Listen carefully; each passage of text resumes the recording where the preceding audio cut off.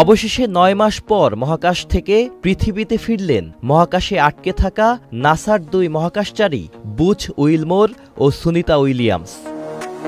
তাদের বহনকারী স্পেসএক্স ক্যাপসুলটি পৃথিবীর বায়ুমণ্ডলে প্রবেশ করে ফ্লোরিডার উপকূলে প্যারাশুটের সাহায্যে অবতরণের পরপরই ক্যাপসুলের চারপাশে দেখা গেল এক ঝাঁক ডলফিনের। পরে একটি উদ্ধারকারী জাহাজ ক্যাপসুলটি পানি থেকে তোলে। বুচ ও সুনিতা ক্যাপসুল থেকে বেরিয়ে হাসি মুখে হাত নেড়ে সবাইকে শুভেচ্ছা জানান। সঙ্গে ছিলেন আরও ২ সহযাত্রী, নাসার নিক হেগ এবং রাশিয়ার নভোচারী আলেকজান্ডার গোরবুনভ। এটি ছিল এমন একটি মিশন যার পরিকল্পনা ছিল মাত্র ৮ দিনের জন্য।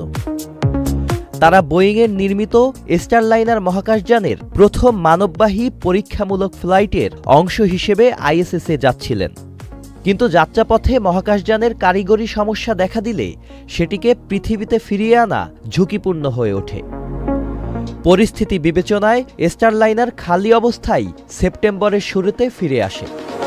ফলে বুচ এবং সুনিতাকে একটি মহাকাশযানের অপেক্ষায় থাকতে হয়।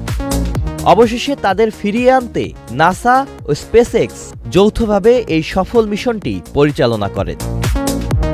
Sajid Abdullah, channel I. এই ঈদে জামা জুতো অ্যাক্সেসরিজের ডিসকাউন্ট।